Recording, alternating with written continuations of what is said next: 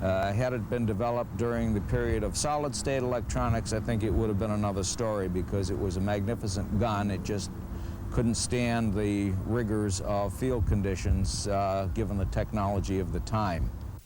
In 1952, the Watertown Arsenal developed the first atomic artillery piece, the 280-millimeter atomic cannon.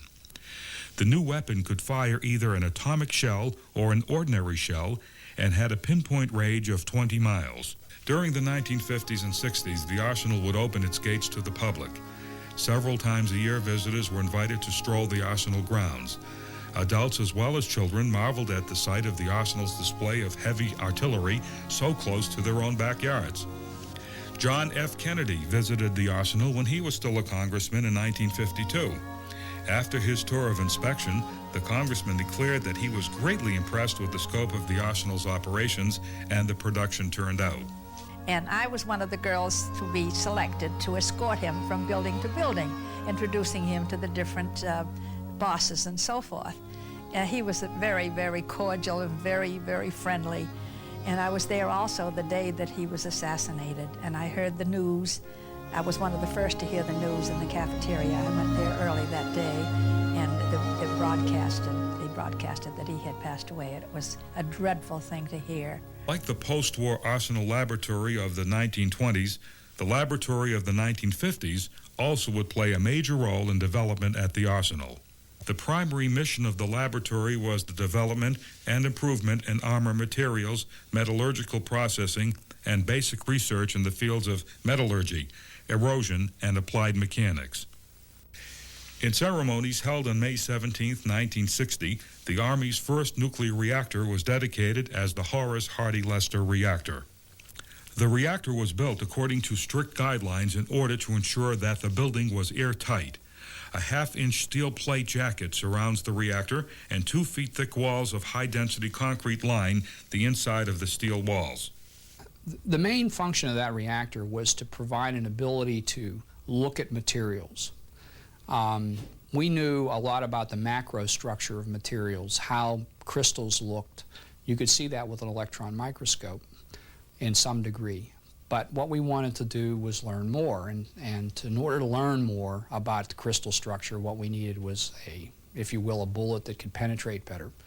And the technology that was decided to use was to use the energy off the nuclear reactor to irradiate pieces of metal or materials to look for flaws in the manufacturing process. The reactor was active for a period of approximately 10 years. It was constructed in 1959 and operated from 1960 to 1970. And in 1970, it ceased operation. Decommissioning is sort of a legal term, and as long as it has a license, it remains in commission. But it has not been used as a reactor for the last 23 years. In the early 1960s, the arsenal was a vital and thriving installation. It occupied 119 acres, and its buildings contained a total of 2 million square feet of floor space. There were 2,000 employees. My fond memories of the arsenal is, at the time, I didn't think much of it, but now that I look back, it was fantastic down there.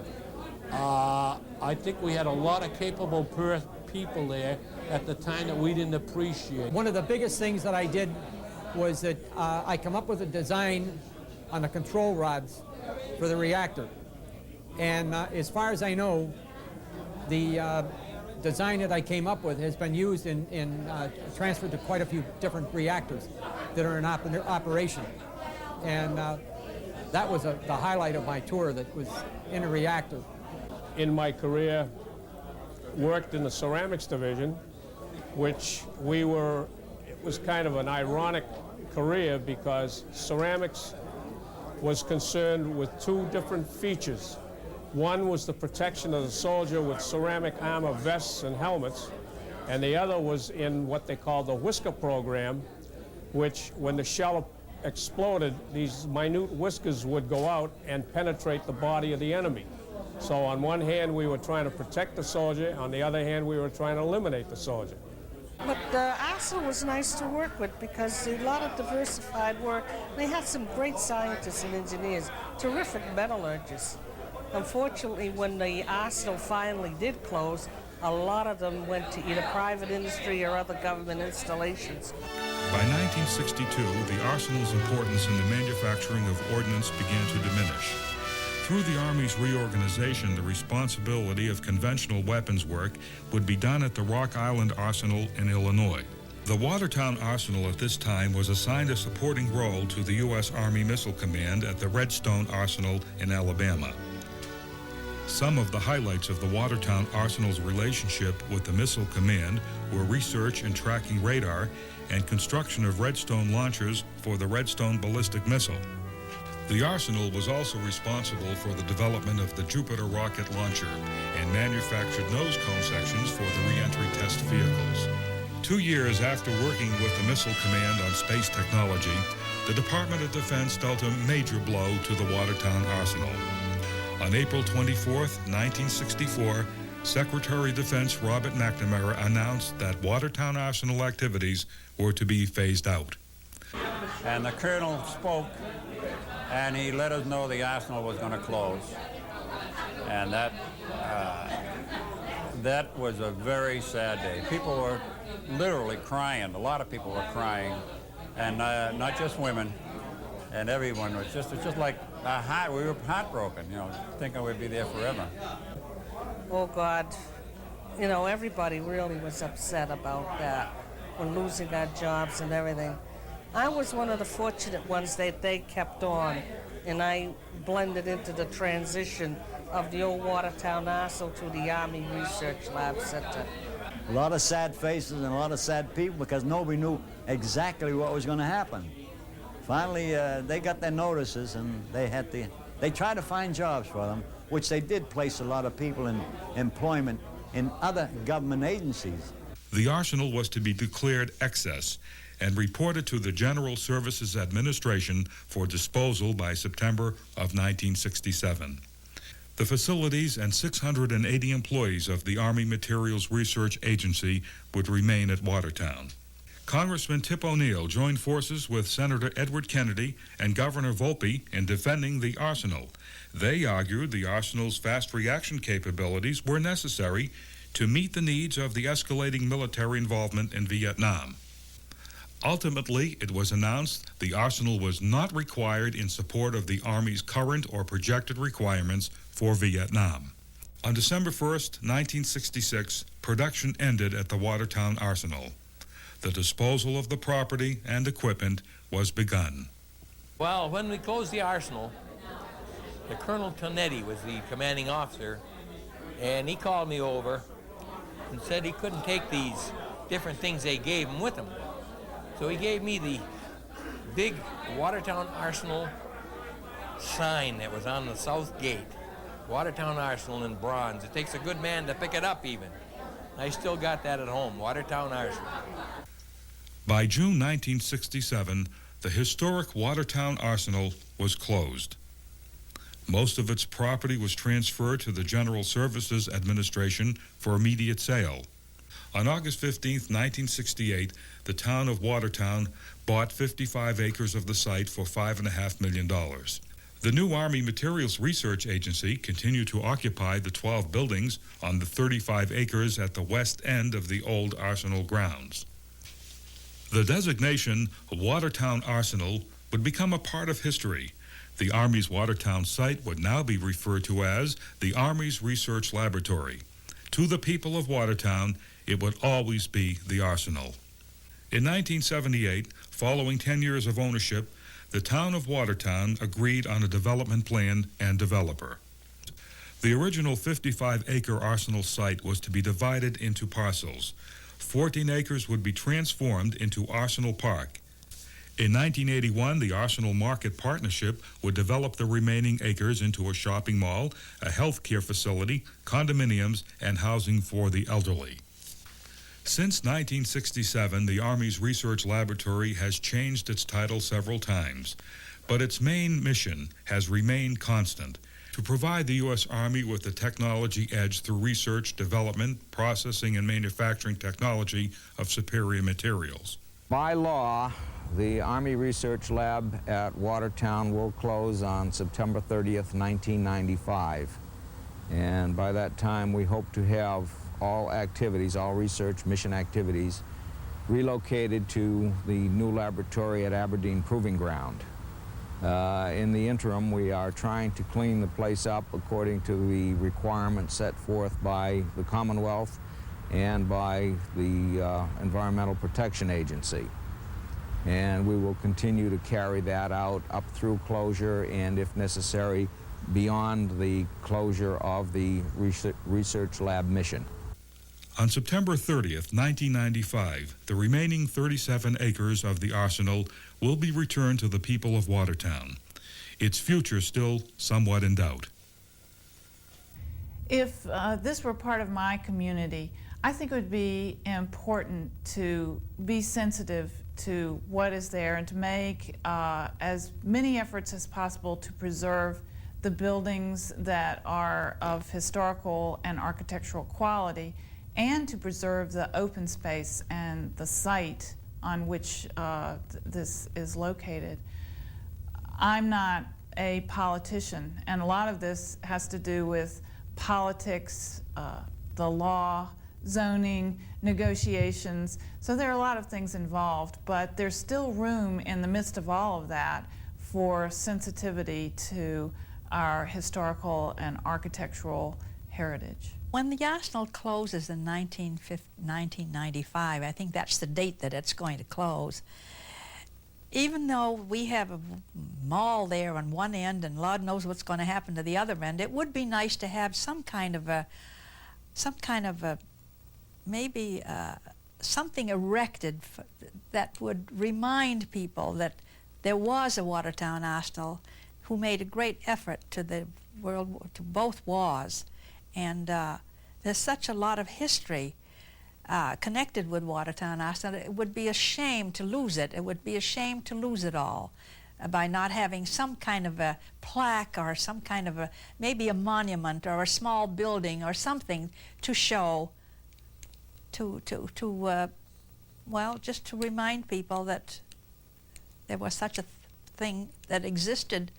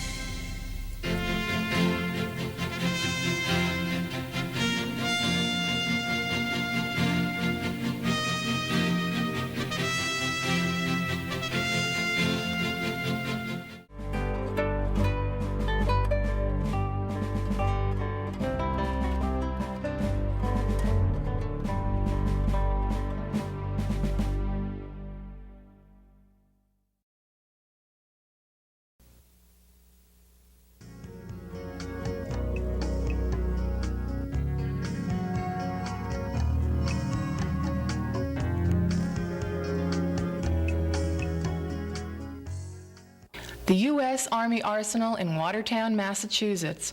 For over 100 years, it was the site for developing and researching weapons for the nation's defense, including the Manhattan Project. It also served as a training site for Army personnel and employed hundreds of area residents.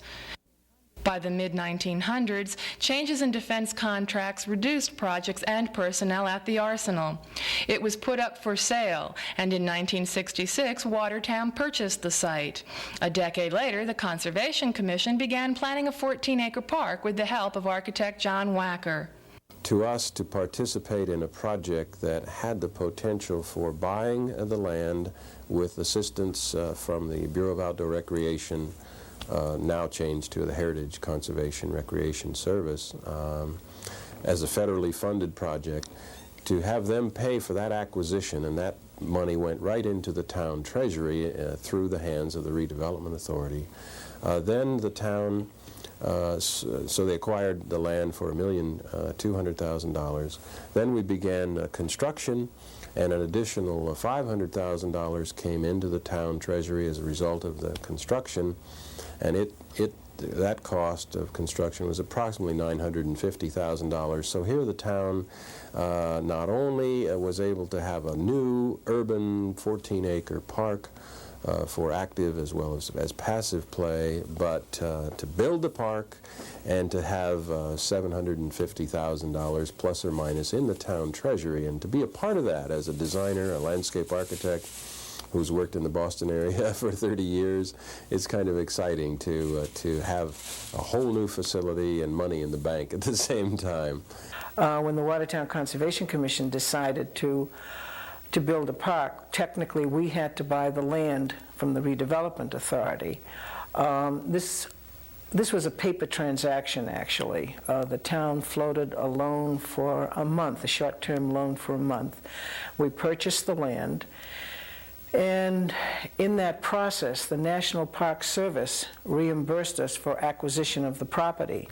So the town received $1.2 million for acquiring the land. Then the Conservation Commission went back to town meeting and received approval to use the monies that came back as a reimbursement rather than having the town spend more money. So we, out of the $1.2 million, we used $875,000 and built the facility. Now, this same process allowed us another reimbursement for building the park. So as a result, the town realized $700,000 in clear cash, and we built a park that is worth well over $1 million today, and that's what the uniqueness of the whole thing is. And believe me, it doesn't happen very often.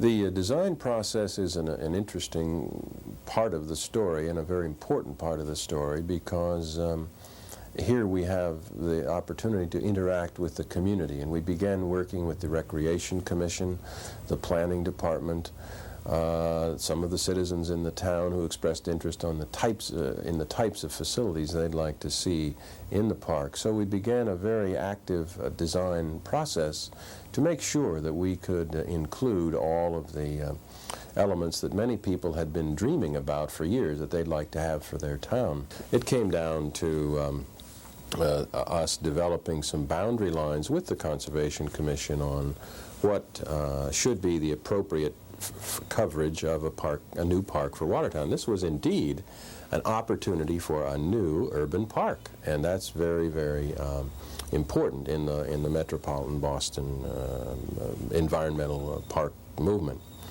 One of the first things we wanted to do is to make sure we had, and I'm looking at a model now of an early study, the longest frontage we could get on the Charles River. So for that reason, the configuration of the park is very, very long on Greenough Boulevard. And if my memory is correct, it's at least 1,600 to 2,000 feet along Greenough, I guess it's called Charles River Road, excuse me. So that was an early criteria.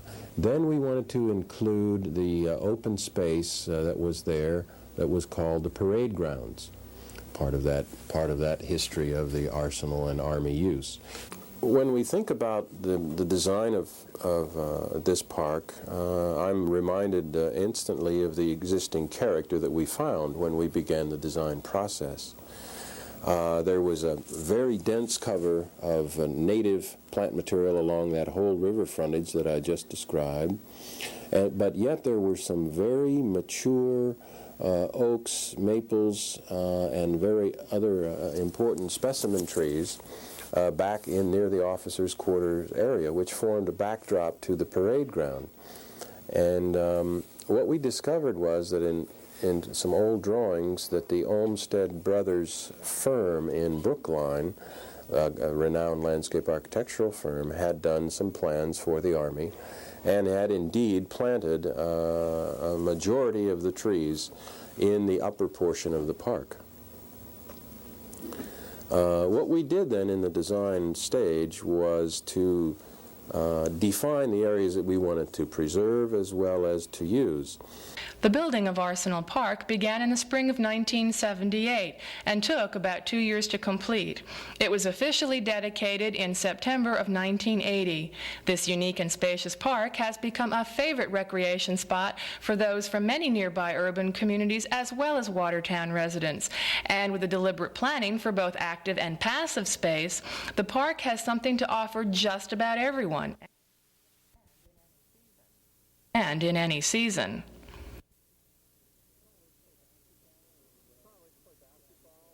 I like to play basketball and get out in the sun every now and then and get out into the open spaces a little bit. We can go on the slide and we go across the jungle gym, and I like the bridge because it's like we can go across and run across. Like I like to play on the swings. The swings. Yeah, I like the swings. Yeah. I like the park because there's such a vast area and a good environment for the children to play and to keep everyone under control because they can't leave so easily and there aren't any cars. I think it's a great park. It's got good facilities. I just wish they had lights at night, you know. It'd be a lot more fun for everybody, I think. But they probably have a problem with the young kids and the teenagers. That's what I think that's the reason they don't have lights. I don't know. I like very much because it's beautiful. Nice and clean all around. I love it. I love this park.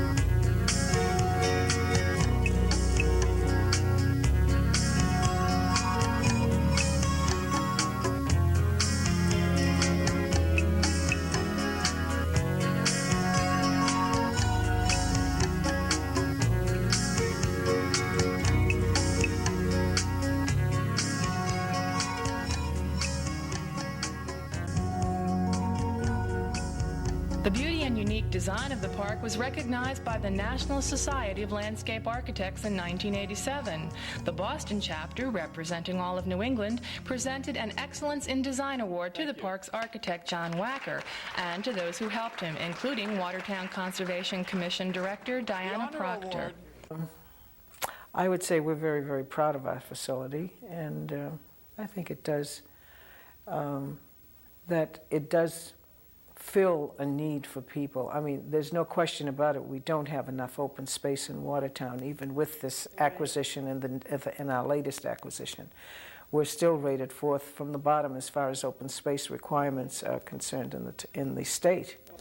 As I think back to and have now enjoyed walking through the park, as many of the citizens do, there's something unique about this configuration, and we kept that in mind in the design process. The configuration allows you to have great long vistas and feel as though you're in a larger space than you really are. And it's wonderful from a design point of view to to see a park completed that gives the much greater feeling of openness than it really is in terms of land area, because Boston is filled with parks that are much larger than this, but many of them do not have the luxury of space. And there's so many things about this site that we really don't know about. We know that there's all kinds of tunnels and underneath. When you were excavating, you found a little hole here leading into one building where there was a sidewalk that went down in front of the buildings that were demolished, and that was a huge tunnel that had to be filled in. And we have a buried swimming pool on the site too, right in the middle of the softball field, that was built by the Army, and then they were told to fill it in because it wasn't something that they should have on the site. So it's interesting to think that we do have a swimming pool that we can't use. In terms of some thoughts about the future and the relationship of the park to the river, one of the dreams of the Commission, and indeed us as designers, has been that someday it might be great to have that entire frontage of the park open to the Charles River. Much of what we've been doing for many years in the greater Boston community is to open the river to the public access and to the people. And we've had, with support from the MDC, we could consider closing for a part of the time anyway, parts of Charles River Road, and have that park flow right down to the river. And we believe, as the Commission I think does, that the use would be just that much greater to be able to flow right down and back and forth between the river and remove that fence that's there. Essentially what we'd like to see happen, and we have talked to MDC, we've had preliminary talks with them, is to allow Arsenal Park to flow down to the river and close off Greeno Boulevard, leaving both ends open where the parking areas are so that people can drive in and park their cars, but open Arsenal Park so that it continues on down to the river. This way it would open the river up to the people, and we could have boating activities and keep that whole area open. I think the demand for open spaces is critical in this area. Urban areas don't have enough open space for people, and I think I would like to see this happen as soon as we can accomplish it with MDC. I think it'll be great, because actually down below there is a key right there where the ferries or the boats used to bring up supplies to the old arsenal back in the 1800s. So it still exists. It still exists, and it's there, and it's ready to be used again.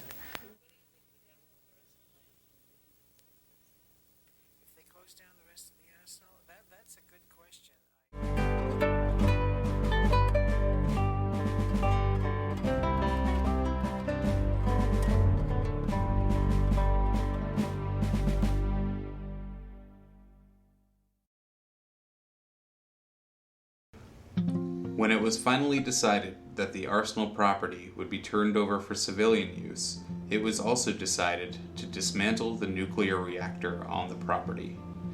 The building had been in use from 1960 to 1970 as a reactor. It had been decommissioned for many years, and various experiments were performed inside. Some say it may have been a nice place to house a museum, but the powers that be thought otherwise. Out of sight, out of mind. So, beginning in 1993 and throughout a very cold winter and into the spring of 1994, it was demolished. A near daily video of this activity was shot by Gordon Brown, the visual information specialist for the laboratory. Watertown Community Access Center, along with Gordon Brown, have edited this long project, and through the magic of digital editing, is happy to present it to you now.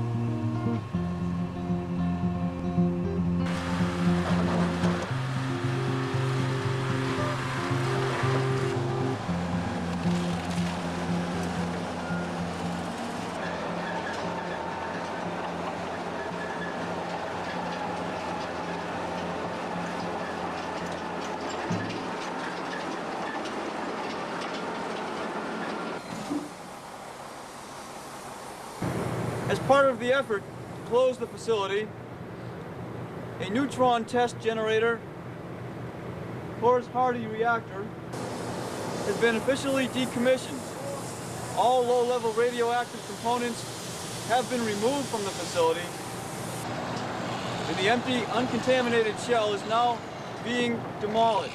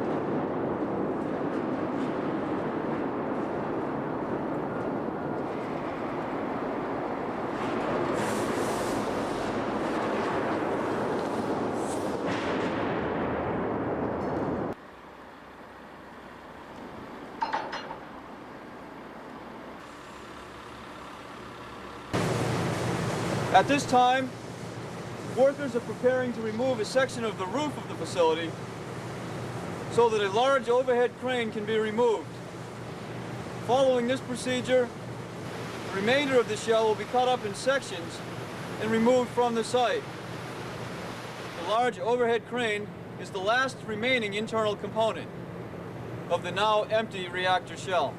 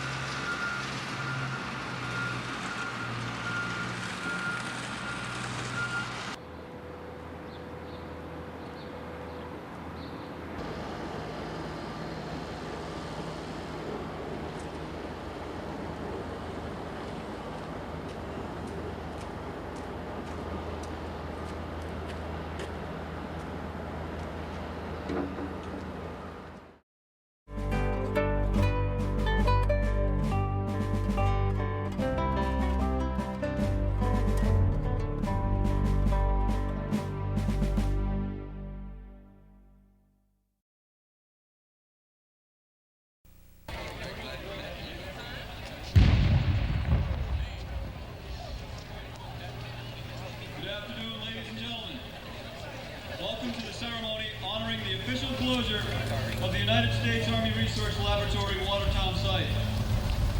Today's ceremony will begin with the arrival of the official party on the reviewing platform. We are privileged to have with us today General Leon Solomon, Commander of the United States Army Materiel Command, and Mr. Mark Wagner, Special Assistant to the Assistant Secretary of Defense for Economic Security. Other members of the official party include the Director of the Army Research Laboratory, Dr. John Lyons, the Commander of the Army Research Laboratory, Colonel Thomas Dunn, the Watertown Installation Commander, Major Jeffrey Stiefel, the Executive Director of the Massachusetts Government Land Bank, Mr. Michael Hogan, Executive Assistant to United States Representative Joseph Kennedy, Mr. Kevin Cohen, and the Watertown Town Council President, Mr. Richard Mastrangelo. There's plenty of empty seats. We would like to thank the Norwich University Cadet Band for the music presented today.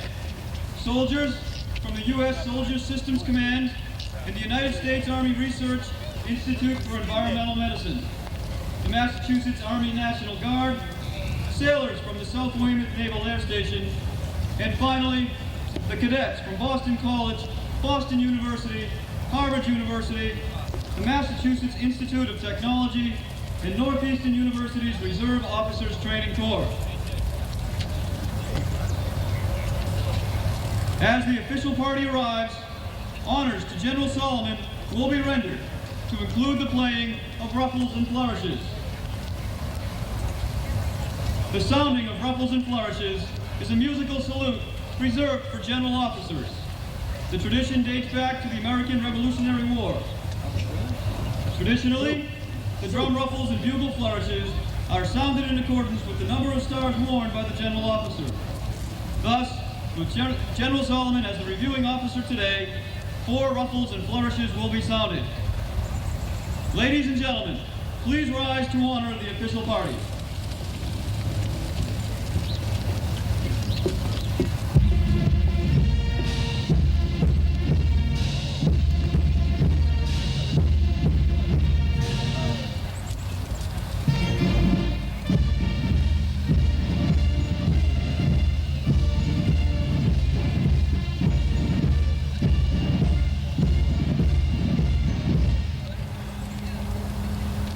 Please remain standing for the presentation of the colors and the playing of our national anthem.